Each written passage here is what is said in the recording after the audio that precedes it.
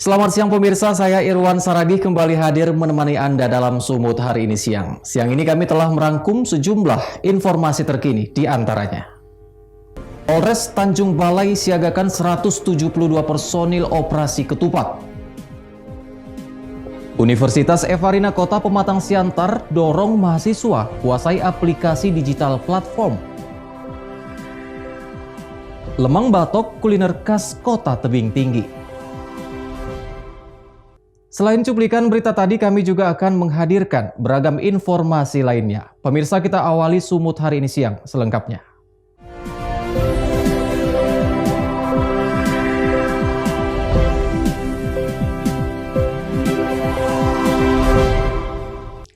Kita ke informasi pertama, pemirsa. Demi menjaga ketertiban dan kelancaran arus mudik menjelang Hari Raya Idul Fitri 1442 Hijriah, Polres Tanjung Balai menggelar pasukan operasi Ketupat Toba 2021 di halaman Mapolres Asahan, Sumatera Utara. Sebanyak 3 pos pengamanan pelayanan disiapkan untuk warga yang melintas. Kepolisian Resort Tanjung Balai melaksanakan gelar pasukan kepolisian terpusat Ketupat Toba 2021 untuk memberikan rasa aman dan nyaman dalam menyambut Hari Raya Idul Fitri 1442 Hijriah yang dilaksanakan secara serentak di seluruh jajaran kepolisian. 172 personil polisi ditambah instansi terkait mulai dari TNI, Dinas Perhubungan, dan Satpol PP disiapkan untuk mengamankan perayaan Idul Fitri hingga 18 hari ke depan. Tidak hanya itu, 3 pos kesehatan dan pengamanan pelayanan arus mudik lebaran juga disiapkan untuk kenyamanan masyarakat di masa pandemi COVID-19. Selain itu, Polres Tanjung Balai juga telah menyiapkan mobil patroli.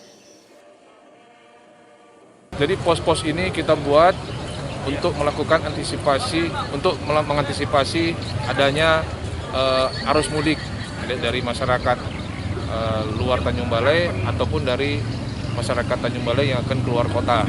Jadi kita lakukan penyekatan di 3 pos ini, termasuk di pos ini juga kita menyediakan rapid test antigen.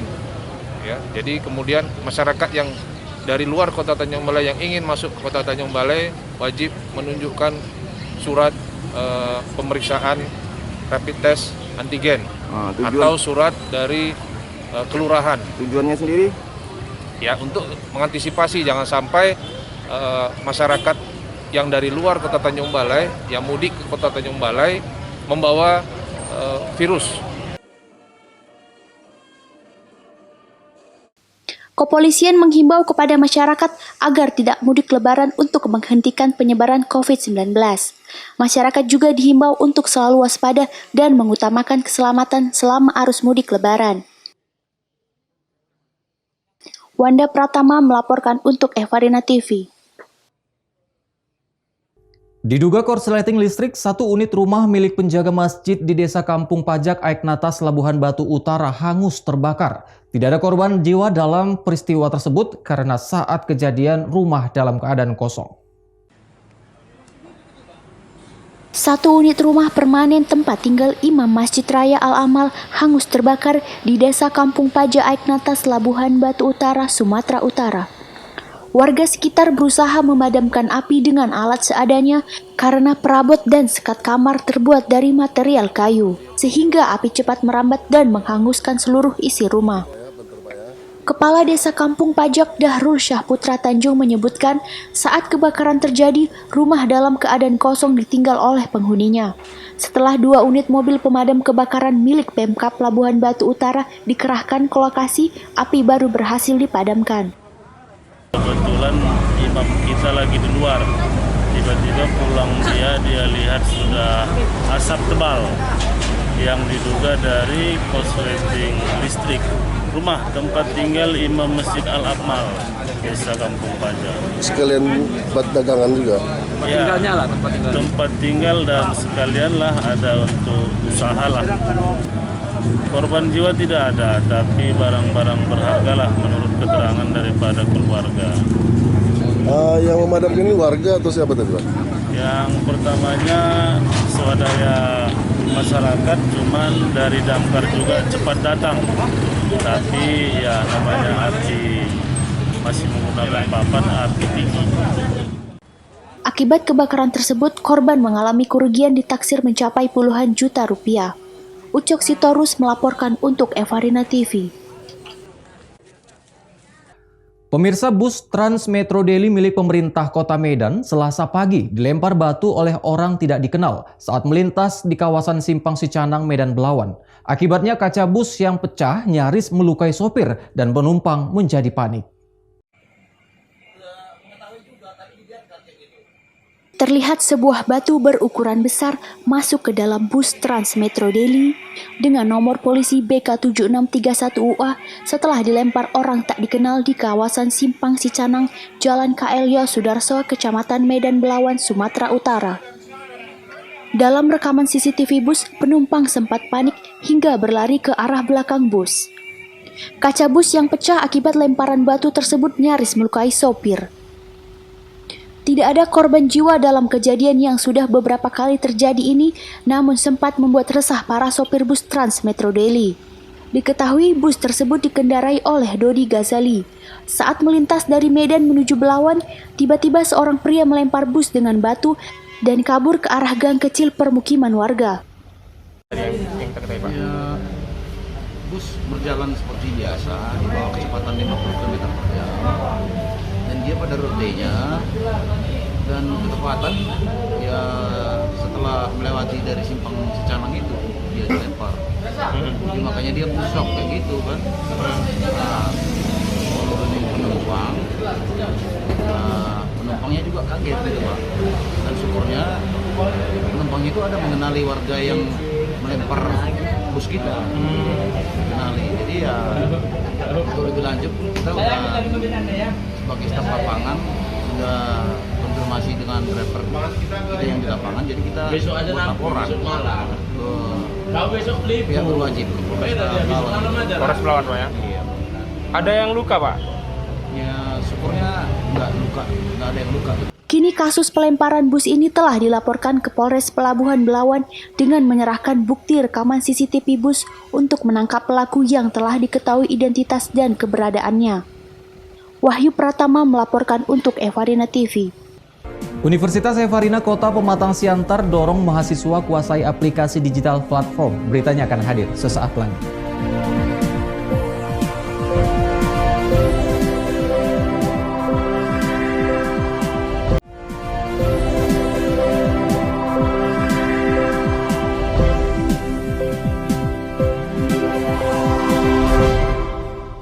Terima kasih Anda masih bersama kami. Pemirsa, Universitas Evarina Kota Pematang Siantar, Sumatera Utara menggelar kuliah umum dengan menghadirkan akademisi Dr. Paul Lumban Tobing yang didampingi oleh Dr. Sujana Josephine Lumban Tobing. Kuliah umum berlangsung di Aula Tuan T. Johan Garingging dengan mengikuti protokol kesehatan pada Rabu 5 Mei kemarin. Akademisi Engineering Dr. Paul Lumban Tobing hadir mengisi kuliah umum di Universitas Evarina dengan tema Digital Transformation and the Future of Job. Kuliah umum dilaksanakan untuk memotivasi mahasiswa lebih mampu menguasai aplikasi digital. Kegiatan berlangsung di Aula T. Johan Garingging Kampus Evarina dihadiri puluhan mahasiswa. Melalui kuliah umum, mahasiswa didorong mampu memfungsikan sarana aplikasi digital sebagai alat untuk memudahkan pekerjaan sesuai kebutuhan. Dr. Paul Lumban Tobing menegaskan, masa depan akan dihadapkan dengan tantangan aplikasi digital. Peran smartphone akan mendukung kuat aplikasi digital dalam mengambil peran untuk memudahkan masyarakat melaksanakan aktivitas kerja sesuai kebutuhannya. Dr. Paul juga melihat antusias yang sangat tinggi dari peserta mahasiswa Universitas Evarina.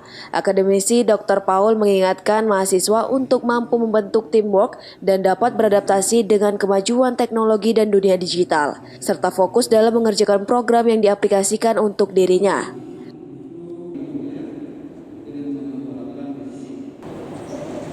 Baik Pak Paul, ini kira-kira gimana Pak kuliahnya hari ini Pak? Ya, saya sangat, pertama ini sebuah kehormatan ya. Yang kedua saya lihat juga antusias daripada peserta sangat tinggi dalam bertanya, juga kelihatan juga keinginan rasa ingin tahunya, dan juga saya pikir sebagai modal untuk bisa menyesuaikan diri kelak bagi mahasiswa-mahasiswa. Baik Pak, dalam tema yang hari ini yang ada Pak, kira-kira apa pesan Bapak untuk para mahasiswa Pak? Yang pertama, mereka harus, seperti saya katakan tadi, harus mampu memiliki kemampuan berkolaborasi, kerjasama, ya. Yang kedua, harus bisa beradaptasi. Untuk bisa beradaptasi, mereka harus memiliki keterampilan belajar. Menurut saya itu yang utama. Akademisi Dr. Paul meminta mahasiswa untuk mampu menguasai aplikasi digital dalam kesehariannya. Tidak hanya itu, dalam menghadapi persaingan global, Rektor Universitas Evarina Kota Pematang Siantar Dr. Suzana Josephine Lumban Tobing menegaskan akan menghadirkan lebih banyak doktor untuk kemajuan pola pikir mahasiswa.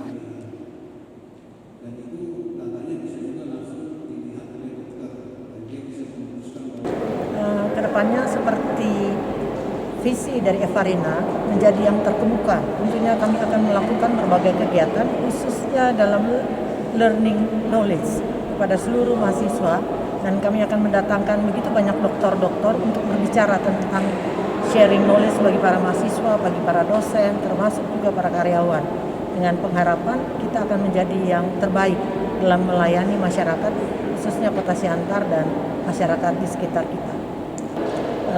Pertama-tama tentunya kita akan selalu melakukan katakanlah perbaikan-perbaikan dalam proses belajar mengajar. Jadi para dosen mulai dilengkapi bagaimana mereka juga lebih menguasai teknologi dengan baik, sehingga dalam proses belajar mengajar juga mereka bisa memberikan kemampuan terbaiknya bagi mahasiswa. Dan demikian juga fasilitas yang disiapkan oleh Evarina dalam kerangka itu telah mempersiapkan katakanlah wifi, demikian juga perpustakaan, library, agar mahasiswa juga dalam setiap saat bisa belajar secara langsung, baik dalam melalui library yang kita juga sudah memiliki, kalau ingin dikatakan tadi seperti dikatakan Pak Paul, semua by digital. Kita juga library kita juga sudah memiliki digital, e-learning dan e-book di sana. Jadi itulah upaya kami dalam rangka mencerdaskan anak bangsa.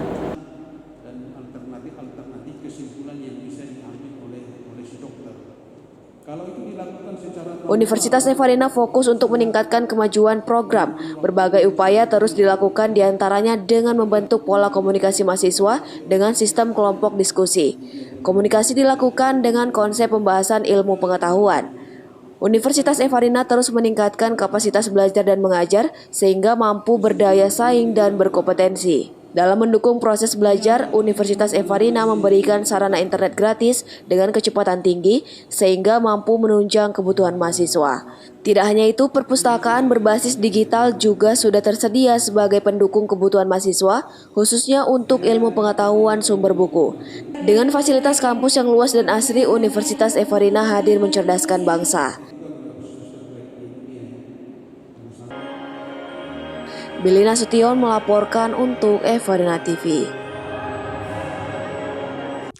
Kita ke informasi lainnya, pemirsa. DPRD Labuhan Batu menggelar rapat paripurna pengumuman hasil penetapan pasangan calon Bupati dan Wakil Bupati Labuhan Batu terpilih pada Pilkada Serentak 2020 pasca pemilihan suara ulang 24 April 2021 lalu. Di ruang rapat DPRD setempat yang berada di Jalan Sisingamangaraja, Rantau Prapat, Labuhan Batu, Sumatera Utara.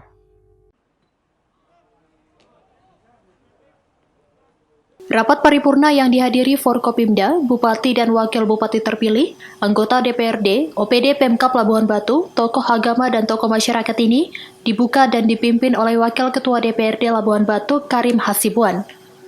Di mana melalui Juraidah Harahap selaku Wakil Ketua DPRD lainnya, mengumumkan bahwa pasangan calon Bupati dan Wakil Bupati nomor urut 2, Erik Atrada Ritonga dan Elia Rosa Siregar yang memperoleh suara sebanyak 88.493 atau setara 37,29% dari total suara sah sebagai pasangan calon Bupati dan Wakil Bupati terpilih dalam pemilihan Bupati dan Wakil Bupati Labuhan Batu tahun 2020 Wakil Ketua DPRD Labuhan Batu Karim Hasibon menyebutkan, rapat paripurna pengumuman hasil penetapan pasangan calon bupati dan wakil bupati terpilih Pilkada Serentak 2020 sudah sesuai dengan surat salinan dokumen KPU dan Undang-Undang Dasar Nomor 8 Tahun 2015 Pasal 160 bahwa apabila DPRD telah menerima salinan dokumen dari KPU wajib untuk ditindaklanjuti dengan melaksanakan rapat paripurna pengumuman maksimal 5 hari setelahnya.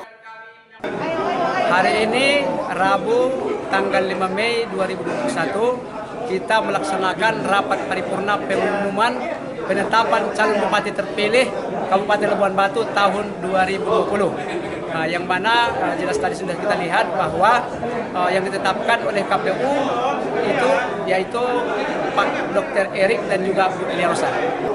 DPRD tugasnya adalah untuk menindaklanjuti surat dari KPU terkait dengan salinan dokumen penetapan calon terpilih Bupati Labuhan Batu 2020. Jadi kita berdasarkan amanat dari Undang-Undang Nomor 8 Tahun 2015 Pasal 160 bahwa apabila DPRD telah menerima salinan dokumen dari KPU, wajib kita tindaklanjuti dengan melaksanakan rapat paripurna pengumuman maksimal 5 hari.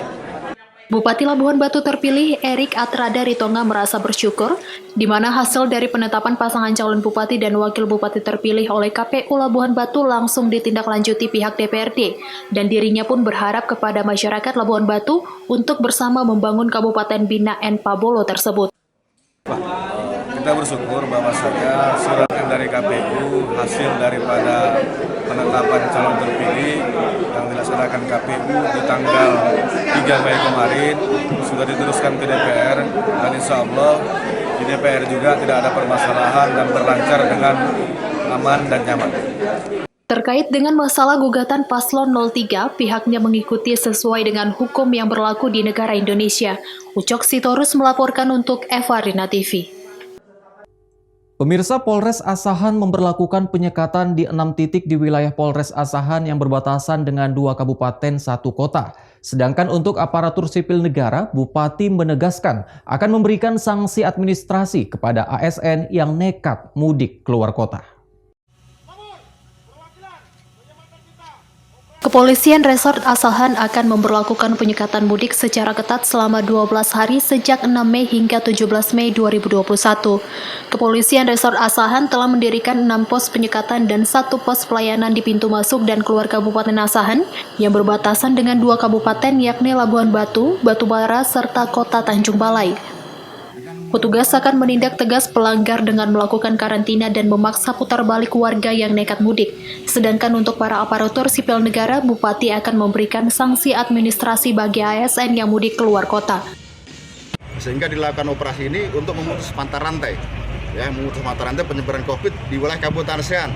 Kemudian yang ketiga, ini mencegah masyarakat yang melaksanakan mudik. Ini tentunya sesuai dengan surat edaran dari pemerintah pusat dan pemerintah daerah, 1 pos pelayanan dan 6 pos pengamanan. Itu yang tersebar di wilayah hukum Jalinsum Kabupaten Asahan.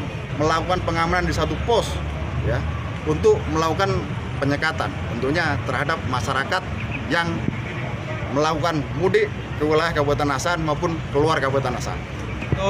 Saya selaku Bupati Asahan akan loyal dan patuh terhadap edaran-edaran dari pemerintah pusat. Salah satunya tentu aparatur sipil negara, memang kita tidak benarkan untuk keluar daerah. Kalau ini terjadi tentu kita ada sanksi, sanksi administrasi. Penyekatan mudik dilakukan untuk memutus mata rantai penyebaran COVID-19 dan mencegah klaster baru COVID-19, serta warga diimbau untuk tetap mematuhi protokol kesehatan. Wanda Pratama melaporkan untuk Evarina TV. Sumut hari ini masih akan kembali dengan informasi menarik lainnya. Tetaplah bersama kami.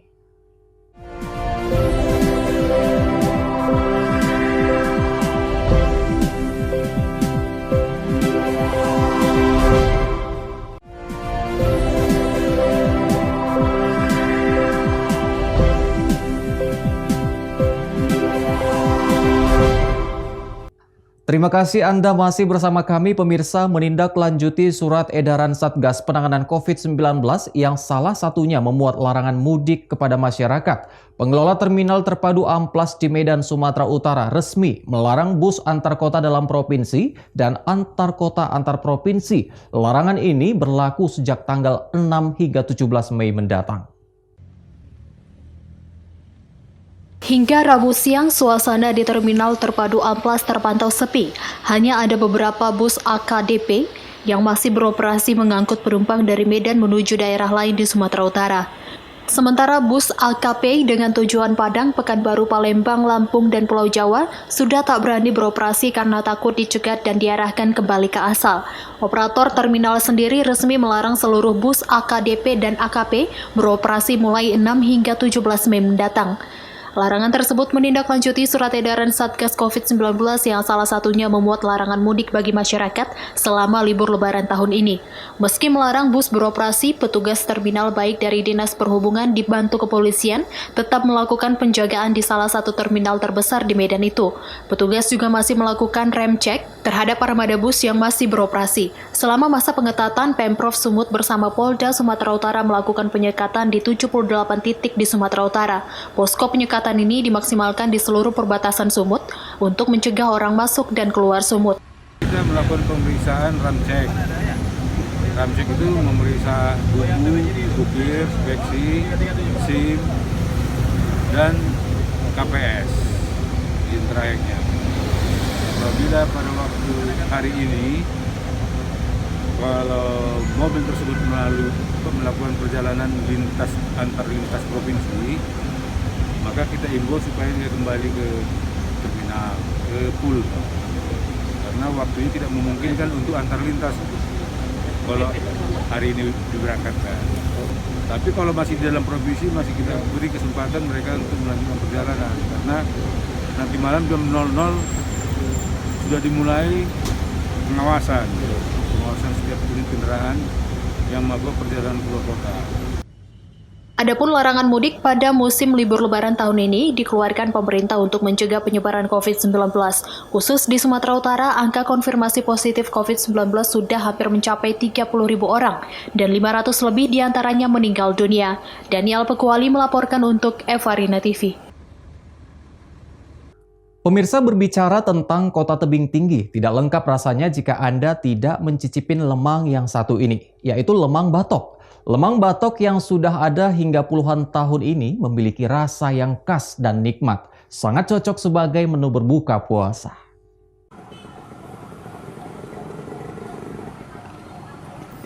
Lemang batok tebing tinggi yang terkenal dengan kenikmatannya, secara fisik tidak ada perbedaan dengan lemang lainnya. Namun lemang batok sudah ada sejak puluhan tahun yang lalu. Lemang batok yang terbuat dari beras ketan putih ini diracik dengan santan dan bumbu khas, serta dibakar dalam bambu yang telah dilapisi daun pisang. Mardan, salah satu pembuat lemang batok yang sudah menjalankan usahanya hingga 30 tahun lebih, mengatakan, proses pembuatan lemang batok cukup dengan menyiapkan bahan baku seperti ketan, santan, bambu, serta daun pisang muda. Setelah itu, beras ketan dimasukkan ke dalam bambu yang sudah dilapisi daun pisang muda. Kemudian masukkan santan, lalu dibakar dalam waktu lebih kurang 1,5 jam untuk hasil yang memuaskan. Pak, sudah berapa lama menekuni pekerjaan membuat lemang ini, Pak? Cukup lama lah. Sebelumnya memang sudah ada, Pak, keturunan dari keluarga membuat lemang ini, Pak? Dari nenek orang ini memang tukang lemang. Tapi anaknya sekarang udah cucunya lah sekarang. Bakunya pulut, kelapa, bambu, pucuk, pisang muda. Pulut sekitar 75 kilo lagi. Kelapanya, Pak? Kelapanya sekitar 200 gitu lah, 250 lah. Sekitar 600-an lah, 600. 500 juga. Kalau masaknya 1,5 jam kalau masaknya aja. Tapi kok proses dari pembuatannya sekitar 3 jam lah. Rini, seorang pedagang lemang batok, mengatakan meski Ramadan kali ini di masa pandemi, namun omset penjualan lemang masih lumayan menguntungkan. Setiap hari ia mampu menjual 200 hingga 300 batang lemang batok.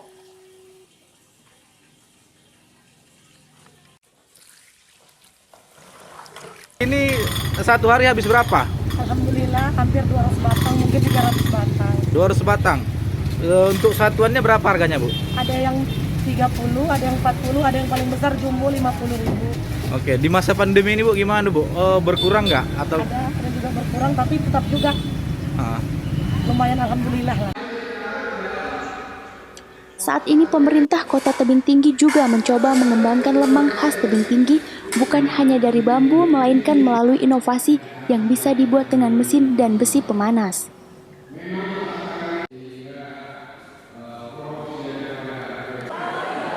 Baik, terima kasih. Pertama, kami ingin menyatakan ini langkah awal yang kita lakukan untuk kiranya menumbuhkan kreativitas dari para pengusaha lemang di Kota Tebing Tinggi. Lemang ini bukan hanya masalah produksinya saja, tapi juga masalah kemasannya, masalah inovasi daripada rasanya, dan juga masalah pemasarannya. Maka oleh karena itu, hari ini kita mencoba lemang dengan berbagai macam varian dan topping yang ada di atas, sekaligus meresmikan tempat lokasi wisata lemang yang nanti akan dijadikan tempat berjualan para pedagang lemang di Tebing Tinggi. Itu boleh.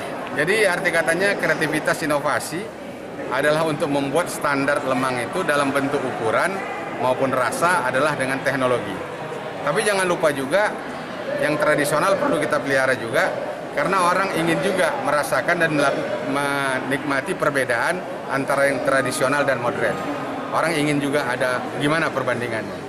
Jadi oleh karena itu tetap kita jaga, yang tradisional tidak kita hilangkan, tapi yang modern tetap kita lakukan untuk peningkatan produksi daripada para pedagang itu. Pemerintah nantinya akan menyediakan tempat khusus pedagang lemang di Kota Tebing Tinggi agar warga dan khususnya wisatawan bisa lebih nyaman untuk menikmati kuliner lemang di Kota Tebing Tinggi. Alex Garingging melaporkan untuk Evarina TV. Pemirsa, informasi tadi sekaligus mengakhiri pertemuan kita dalam Sumut hari ini siang. Saya Irwan Saragih mewakili kerabat kerja yang bertugas pamit undur diri dari hadapan Anda. Terima kasih atas kebersamaannya dan sampai jumpa.